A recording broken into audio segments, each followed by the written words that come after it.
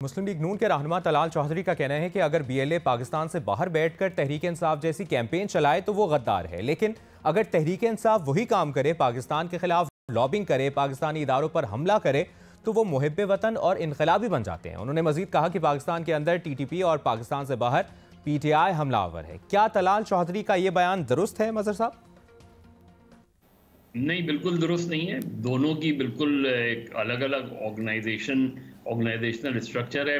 Be L A Pakistan کی مین stream politics کا حصہ نہیں ہے۔ بی ایل اے جو ہے وہ شدت پسندوں کا ایک گروپ ہے جو بلوچستان کو اپنے پرسپیکٹو میں اور ان کی جو ملیٹنسی ہے اس کو آپ پی ٹی آئی سے کیسے جوڑ سکتے ہیں یا تحریک انصاف سے کیسے جوڑ سکتے ہیں؟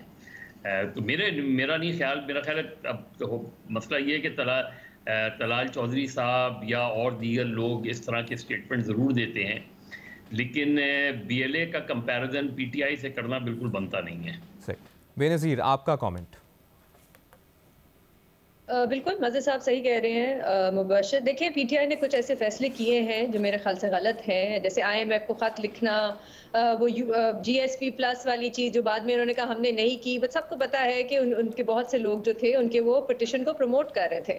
پھر یہ کانگریس میں جو ابھی انہوں نے ہیئرنگ کرائی ہے، غلط فیصلے ہیں، اس میں ان کو کچھ ملا نہیں، اس پہ ہم تنقید بھی کر سکتے ہیں، لیکن ایک دہشت گرد تنظیم کے ساتھ کیسے آپ ان کا موازنہ کر سکتے ہیں؟ ایک سیاسی جماعت کا ایک تنظیم ہے جو لوگوں کو قتل کرتی ہے، ہمارے جوانوں کو شہید کرتی ہے، دوسری طرف ایک سیاسی جماعت ہے جس کی آپ پالیسیز پہ ضرور تنقید کریں۔ جو 9 مئی میں ہوا اس پہ آپ تحقیقات کریں، اگر جس کو سزا دینی ہے آپ ان کو سزا دیں، لیکن اس قسم کے بیانات دینے سے مبشر کیا ہوتا ہے؟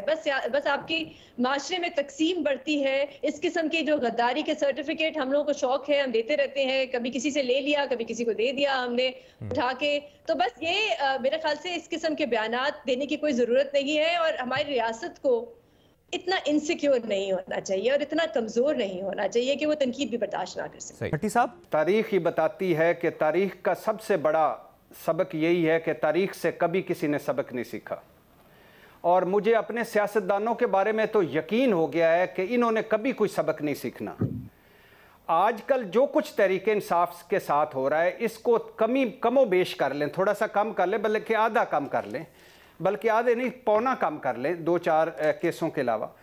یہ سارا کچھ پی ڈی ایم والوں کے ساتھ ہو رہا تھا، یہی طلال صاحب اور یہ سارے جو تھے، اور یہ دو آنسوؤں سے رویا کرتے تھے اور بتایا کرتے تھے کہ اب اگر اللہ نے موقع دیا تو یہ انتقامی سیاسی انتقام، یہ پھکڑ بازی، یہ سارے کچھ جو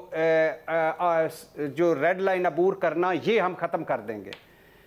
آج وہ بھنگڑے ڈال رہے ہیں تحریک انصاف پر، خوشیاں منا رہے ہیں، اور بینیفیشری ہیں بلے سے لے کر مخصوص نشستوں اور مقدموں اور پرچوں تک۔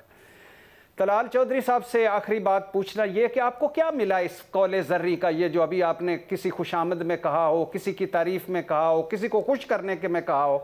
ایک پولیٹیکل پارٹی کو آپ کو مشرق سے مغرب، سیب کو اورنج سے ملا کر کیا ملا ہوگا؟ آپ وکٹم رہے ہیں حضور، آپ 5 سال نائل رہے ہیں، آپ کو ٹکٹ بھی نہیں ملا، آپ نے ماریں بھی کھائیں، آپ ورکر ہیں، اور آپ کیا کہہ رہے ہیں؟